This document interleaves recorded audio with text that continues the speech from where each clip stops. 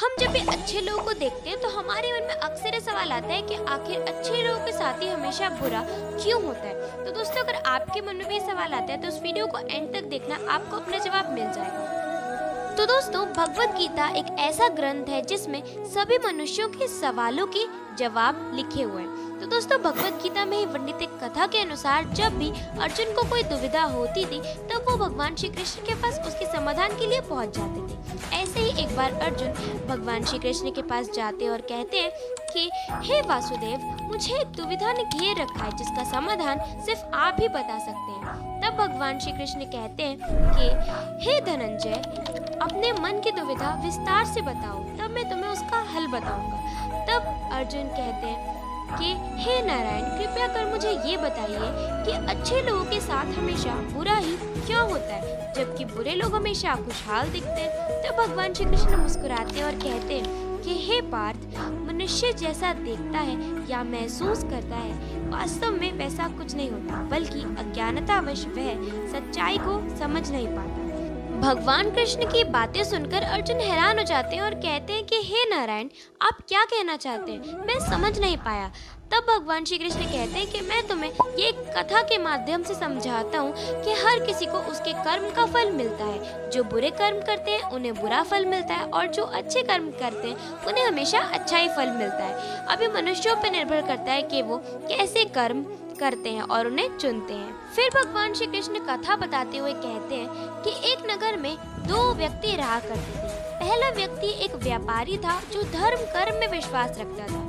वो हर रोज मंदिर जाता था, पूजा पाठ करता था, जरूरतमंदों को दान करता था और उनकी हमेशा मदद करता था। उसी नगर में एक और व्यक्ति रहता था जो उसका बिल्कुल विपरीत था।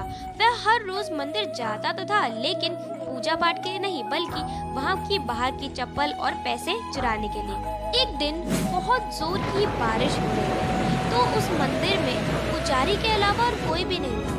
उस दुष्ट व्यक्ति को लगा कि ये बहुत ही अच्छा मौका है और इसीलिए वह पंडित से नजर बचाकर मंदिर में घुस गया और सारे पैसे जेवरात चुराकर वहां से निकल गया। तभी वहां पर धर्म कर्म में यकीन रखने वाले व्यापारी हर रोज की तरह भगवान के दर्शन करने के लिए मंदिर में पहुंच जाते हैं, लेकिन दुर्भाग्यवश पंडित को लगता है कि वह चोर है और वह शोर मचाने लगते हैं। सभी लोगों की भीड़ मंदिर में जमा हो जाती है और उस व्यापारी का सब लोग अपमान करने लगते हैं। तभी उस व्यापारी को समझ में नहीं आ रहा होता कि आखिर ये हो क्या रहा है और वो बहुत ही हैरान हो जाता है। तभी किसी न किसी तरह से वह बहुत मुश्किल से लोगों के बीच से मंदिर से बाहर आ पाता है, लेकिन दुर्भाग्य ने उसका वहां पर भी साथ नहीं छोड़ा। मंदिर से बाहर निकलते ही एक गाड़ी से उसकी टक्कर हो जाती है और वो घायल हो जाता है। फिर लंगड़ाते लंगड़ाते जब वो अपने घर की ओर जा रहा होता है तब उसकी मुलाकात उस दुष्ट व्यक्ति से होती है जिसने मंदिर का सारा धन चुराया होता है। और वो खुश होते हुए झूमते गाते जा रहा होता है कि आज तो मेरी लॉटरी लग गई, इतना सारा धन, वो भी एक बार में। तब उसकी बातें सुनकर वह भला व्यक्ति बहुत ही ज्यादा हैरान हो जाता है और दुखी हो जाता है और इसलिए क्रोधावस्था में घर जाते ही भगवान की तस्वीरें सभी बाहर निकालकर फेंक देता है और भगवान से नाराज होते हुए अपना जीवन व्यतीत करने लगता है। फिर ही उसके कुछ समय बाद दोनों व्यक्तियों की मृत्यु हो जाती है और तभी दोनों व्यक्ति यमराज की सभा में मिलते हैं और जो अच्छा वाला व्यक्ति था वो अपने पास ही दुष्ट व्यक्ति को खड़ा देखकर गुस्सा हो जाता है और यमराज से पूछ लेता है कि मैंने अपने पूरे जीवन में अच्छे कर्म किए, पूजा पाठ की और दान धर्म में विश्वास किया, फिर भी मुझे पूरे अपने जीवन में दर्द और अपमान के अलावा कुछ नहीं मिला। और इस दुष्ट व्यक्ति ने अपने पूरे जीवन में अधर्म किया, फिर भी उसे धन की पोटली मिली, आखिर क्यों?